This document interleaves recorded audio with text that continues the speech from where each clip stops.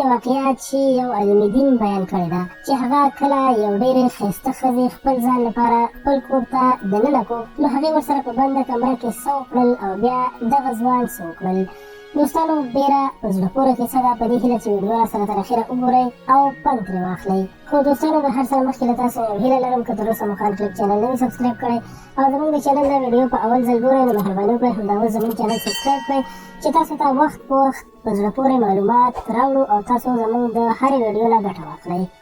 هغه ښځې به روزانه د دغه ځوان اړخ ته کتل، خو دغه ځوان به په ځای د دې چې دغه ښځې ته وګوري نو سر به یې ښکته کړو او په کوڅه باندې به غلی تېرېدو.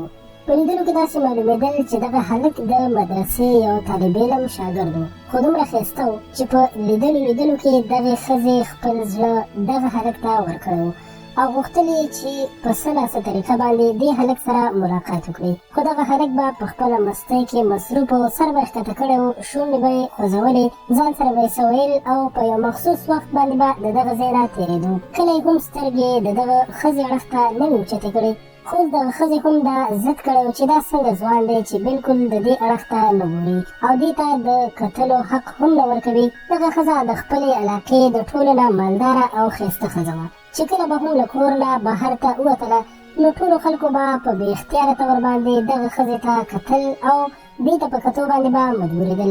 هغه ډېره حیرانه وه چې د دې د خوبصورتۍ او ښایست لیدلو ته خلک وږي او تږي ناست دي، خو چې کله دې په خپله یو څوک خوښ کړل او غواړي چې هغه د خپل ځان اړخ ته مایله کړي خو هغه د دې اړخ ته ګوري هم نه. د خپل ځان په دې شکست باندې او د خپل ښایست په توهین باندې هغه پاګله غوندې شوه او د داسې منصوبې سوچ کول یې شروع کړل چې په هره طریقه وي دغه هلک ځان ته رانږدې کړي او د هغه غرور خاورو سره خاورې کړي. او اخره کې شیطان د هغې په ذهن کې داسې یو طریقه واچوله چې د دې پوخ یقین پیدا شو چې په دې طریقه باندې به زه دا هلک ځان ته رانږدې کړم او د ده غرور به خاورو سره خاوره کړم. په راروانه ورځ باندې چې کله دا هلک په کوڅه باندې تېرېدو نو یوه ښځه د هغه نږدې ورغله او ورته یې وویل چې زویه زما مشره مالکه تا ته اواز کوي. ځوان ورته وویل چې مورجانې ما سره ستا د مالکې څه کار دی؟ خو بیا ورته دغه ښځې وویل چې زویه هغه د ستا نه د څه مسلې په باره کې پوښتنه کوي او هغه ډېره مجبوره ده په خپله بهر نشي راوتی. دغه ځوان هم دغه زړې ښځې سره چې د مور په ځای وه کور ته ننوتو. د هغه په وهم او ګمان کې هم دا خبره نه وه چې کومه ښځه هغه دننه غواړي د هغې منصوبه څه ده او د هغې زړه څه غواړي. خو هغه په خپله فطرتي سادګۍ کې د دغه ښځې کور ته راغی او د هغه په ذهن کې دا خبره وه چې کیدای شي د دې کور مالکه هم بوډۍ ښځې وي او هغه د خپلې معذورۍ د وجې نه بهر ته نشي راوتی نو د دې له وجې خپله نوکره بهر رالېږلې ده. دا چې کله کور ته ورننوتو او په کمره کې کېناستو ورته یې وویل چې ته انتظار کوه اوس به زما مالکه راشي. لږ ساعت وروسته کمرې ته هماغه ښځه راننوته کومه به چې روزانه دته په لاره کې ولاړه وه. دې هلک د شرم نه خپلې سترګې ښکته کړې وې او دغه ښځه چې ډېره ښایسته وه نو ځوان ترېنه پوښتنه وکړه چې بیبي تاسو وفرمایئ تاسو ته څه مسله پېښه شوې ده. په دې وخت کې د ښځې په مخ باندې یوه شیطاني مسکا خوره شوه او هغې د خپل زړه ټوله خبره وکړه او ورته یې وویل چې زما د ټولو نه لوی دا خواهش دی چې یو ځل زه تا حاصل کړم یعنې تا سره دغسې ناروا کار وکړم. ځوان چې کله دا خبره واورېده نو ورته یې وویل چې ای د الله تعالی بنده د الله تعالی نه ویرېږه او د ګناه اړخ ته ځان مه مایله کوه. هغه دغه ښځې ته ډېر نصیحت وکړو خو دغه ښځه باندې د شیطان دومره سوری شوی و چې هغې ورته وویل چې یا خو زما خواهش پوره کړه او یا به زه چغې ووهم او ووایم چې ته زما کور ته په زبردستۍ باندې داخل شوی او تا زما په عزت باندې حمله کړې.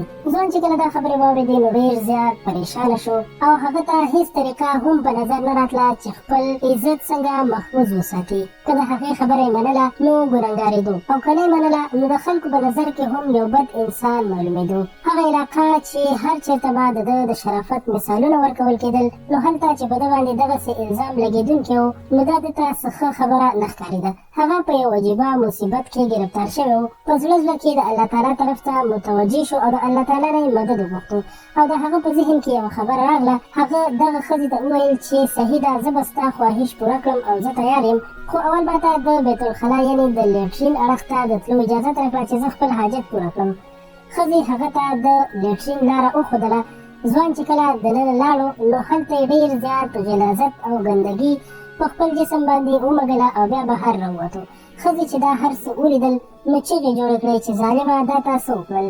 زما په شان د نازک طبیعته ښځې په وړاندې تا په ځان باندې دغسې ګند ومږه او ته د دغسې ګندګۍ په حالت کې بهر راووتې، ورک شه، زما د خوا نه لرې شه او بهر وځه، زما د کور نه زر تر زره لاړ شه.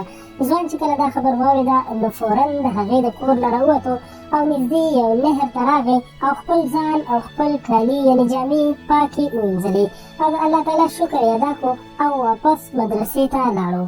کله چې هغه سبق ته کېناستو نو لږ ساعت وروسته استاد وویل چې نن خو ډېره ښایسته خوشبو راځي. کوم طالب علم دا خوشبو لګولې ده؟ ځوان پوه شو چې د ده د جسم نه اوس هم هغه بدبویي روانه ده. استاد همدغسې دا خبره بیا تکرار کړله نو د ده په سترګو کې اوښکې راغلې. لږ ساعت وروسته بیا استاد پوښتنه وکړه چې دا خوشبو چا لګولې ده، خو دا بیا هم خاموش و. اخر استاد یو شاګرد خپل ځان ته راغوښتو او د هغوی جامې به یې بویولې. په دې کې د دې ځوان نمبر راغی نو ده سر ښکته کړی او د خپل استاد مخې ته ودرېدو. استاد چې کله د ده کالي یعنې کپړې بوی کړلې نو دا خوشبو د ده د کپړو نه روانه وه. استاد ورته وویل چې ته ولې نه وایې چې دا خوشبو ستا د جامو نه روانه ده او دا خوشبو ما لګولې ده؟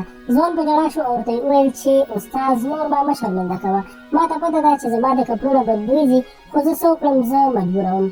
هغه ټوله واقعه خپل استاد ته بیان کړه خو استاد ورته وویل چې نه، زه هېڅکله هم په تا باندې مزاح نه کوم.